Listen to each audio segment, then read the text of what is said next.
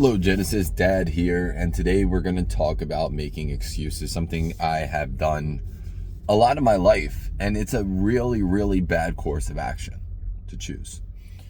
So, in making excuses, let's just say you went to school for 7 hours, you know you have homework, and you say, well, I'm going to do my homework before I go to bed, right?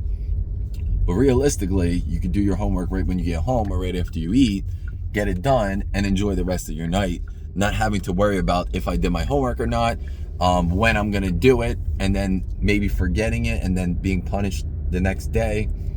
It's better to just get things done. And this is something I struggled with my entire life, and it's so much easier to correct it while you're young or even start on the right foot than to do something for many years and then try to fix it. It's almost like someone who's being an addict, or even example, someone who smokes cigarettes for 15-20 years and then trying to stop smoke cigarettes. It's not the easiest thing in the world.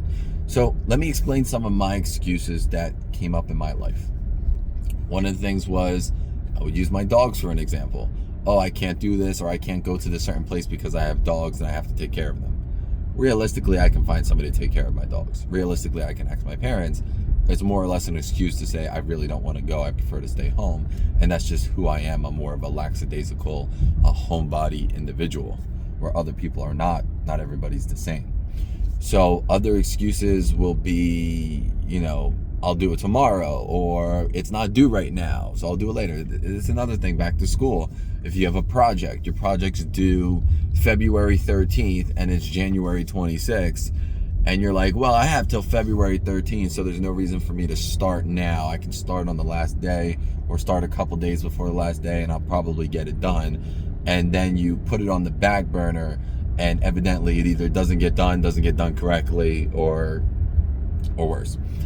So in life, it's definitely better to just do things when they need to be done, when you see them. So if you say, let's say you have a car, your car needs an oil change every 6,000 miles.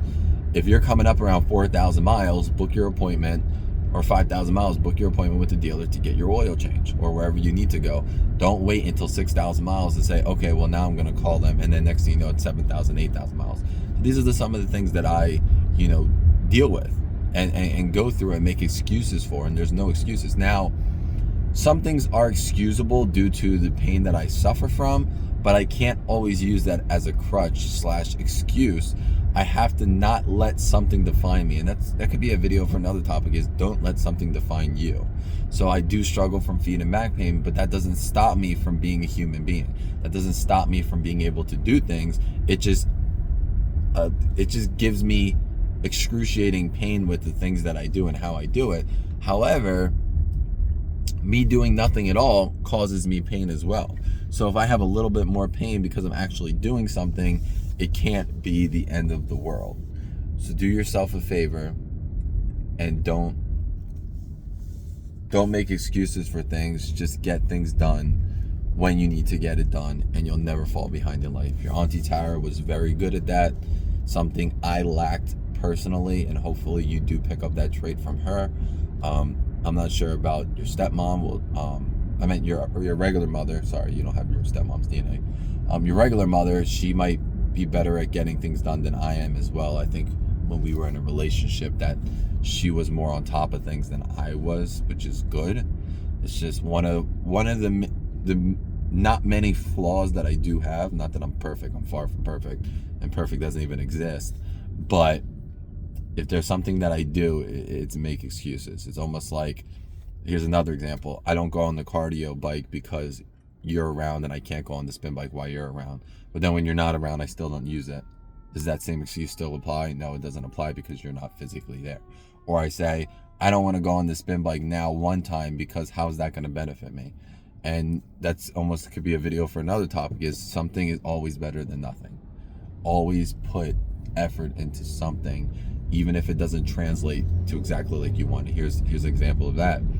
Let's say I make $30 an hour, and I work every single day, and one day I don't work, and somebody says, hey, I'll give you $300 to do this job. You're like, well, I make plenty of money already. Yeah, but $300 realistically could help you buy something, whether it's for your child or for something else. So that being said, something is always better than nothing. Going to the gym 1 day out of 7 days is better than going 0 days out of 7 days.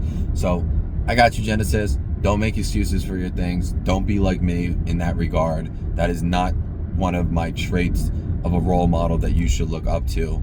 Be yourself, be strong, always get things done, always complete, always be the best version of yourself, and you got this, and I got you.